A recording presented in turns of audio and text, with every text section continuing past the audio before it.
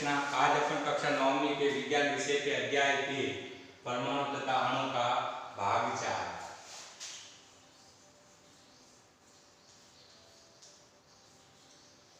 आज अपन भाग 4 की बातें करेंगे।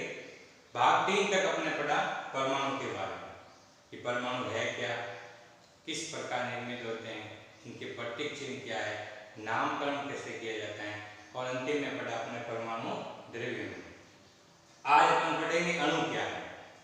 तो अणु का मतलब होता है जब दो या दो से अधिक परमाणुओं का समूह जो आपस में एक रासायनिक बंध से जुड़ा होता है, अणु कहलाता है। यानी एक केमिकल बॉन्ड से जो जुड़ा हुआ रहता है और दो या दो से अधिक परमाणुओं का जो समूह होता है, अणु कहलाता है। अब कुछ अणु की विशेषताएं पढ़ते हैं। सबसे पहली विशेषता है अणु को किसी भी तत्व या यौगिक के सरलतम कण के रूप में परिभाषित किया जा सकता है।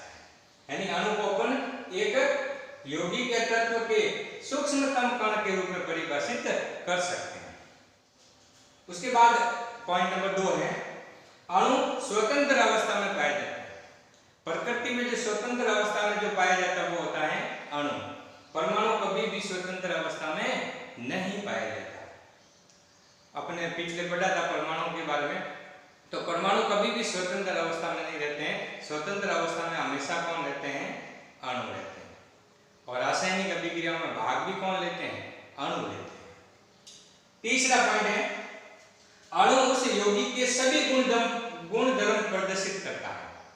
तो अणु का गुण होता है कि वह उस यौगिक के सभी गुण धर्मों को प्रदर्शित करेगा, चाहे वो भौतिक गुण धर्म हो या रासायनिक गुण धर्म हो। अगला पॉइंट है एक ही तत्व के परमाणु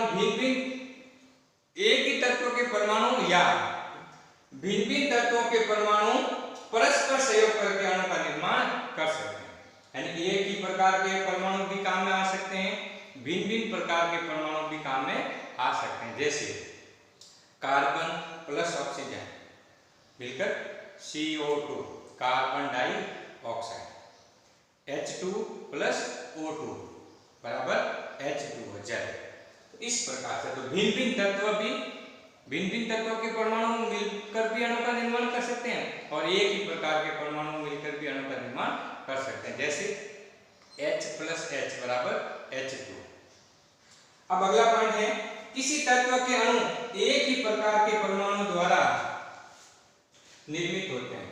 यानी किसी तत्व के अणु एक ही प्रकार के परमाणु द्वारा निर्मित होते हैं। कुछ ऐसे तत्व होते हैं जो एक ही प्रकार से रहते हैं, जैसे है आर्गन, Ar, हीलियम, He। कहने का मतलब क्या है? प्रकृति में जितनी भी उत्कृष्ट गैसें हैं वो हमेशा एक ही प्रकार के या एक ही अणु से निर्मित होकर रहती है। ये इसका गुण है। इसी कारण से उत्कृष्ट गैसें हमेशा स्वतंत्र अवस्था में अक्रियाशील होती है, कभी भी किसी के साथ में क्रिया नहीं करती है। तो सबसे बड़ा कारण आता है कि इसका एक ही प्रकार के परमाणु से निर्मित होता है और उनका अस्तित्व हमेशा क्या रहता है? पूर्ण रहता है। इसलिए उत्कृष्ट गैसें एक ही प्रकार के अणु से निर्मित होती है और अक्रियाशील होती है। ठीक है ना? अब आता है अन्य तत्व दो या दो से अधिक एक ही प्रकार के परमाणु द्वारा निर्मित होते हैं। कुछ तत्व ऐसे हैं जो दो और दो से अधिक प्रकार के तत्वों से भी निर्मित होते हैं। जैसे देखो अपन एक एग्जाम्पल लिखा है H प्लस H बराबर H2। यानी दो हाइड्रोजन परमाणु मिले तो एक हाइड्रोजन का अणु बना। इसी प्रकार से O प्लस O बराबर O2। जब दो ऑक्सीजन के परमाणु मिलेंगे तो एक ऑक्सीजन का अणु बनेगा। इसी प्रकार से देखो O2 प्लस O, यानी जो हमारी ओजोन परत है, इसमें जो पराबैंगनी अल्ट्रावायलेट जो किरणें आती हैं क्या करती है? सबसे पहले इस ऑक्सीजन के अणु जो होते हैं उसको तोड़ती है। यानी O और O मिलकर O2 बनता है। तो O2 को तोड़कर किस में बदलती है? O प्लस O में। और उसके बाद कहने का मतलब क्या हुआ? सबसे पहले O2 को अल्ट्रावायलेट यानी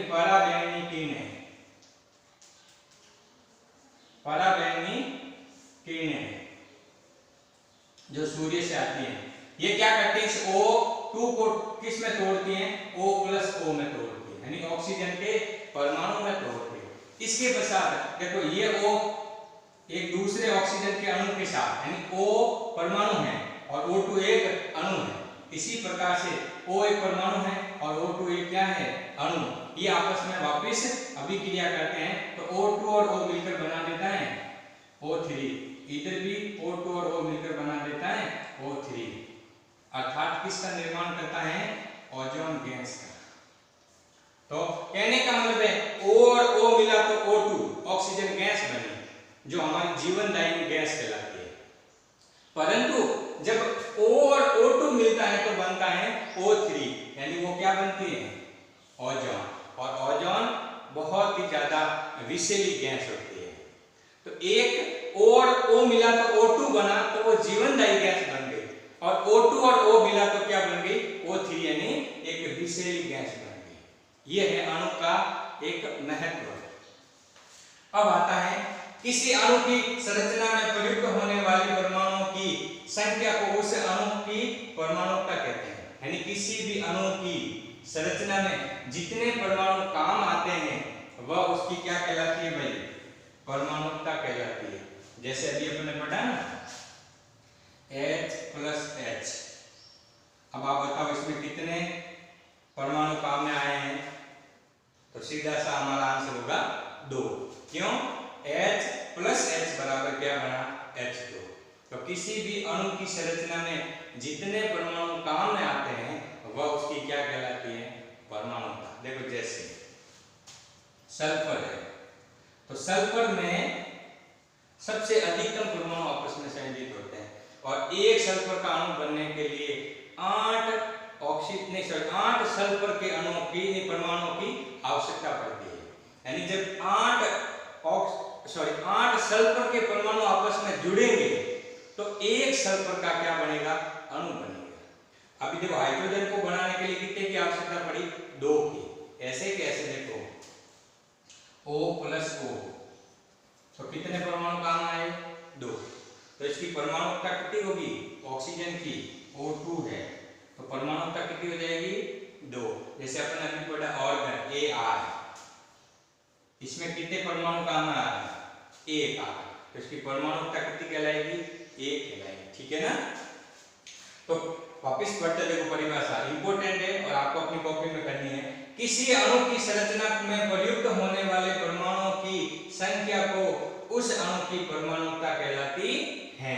जैसे ऑक्सीजन द्विपरमाणुक होता है, O+O बराबर O2, 2 परमाणु से मिलकर। फास्फोरस चतुर्परमाणुक होता है, यानी 4 परमाणु से मिलकर बनता है, कौन, फास्फोरस। और जो सल्फर होता है वो कौन होता है, अभी अपने बताया, सल्फर एक बहुपरमाणुक कण है, अर्थात इसमें 2 या 2 से अधिक प्रकार के परमाणु आपस में मिलते हैं। अभी बताया सल्फर में 8 सल्फर के परमाणु मिलेंगे तो एक सल्फर का अणु का निर्माण होगा। तो अब देखो कुछ उदाहरण कर लेते हैं। ये है अधातुओं के और ये है धातु के, ये नॉन मेटल और इसके हैं मेटल के। देखो अधातु में है हीलियम He, एक परमाणुक होता है। ऑर्गन अभी अपने पढ़ा, एक परमाणुक होता है। ऑक्सीजन O2 द्विपरमाणुक होते हैं। हाइड्रोजन द्विपरमाणुक होते हैं। नाइट्रोजन द्विपरमाणुक होते हैं।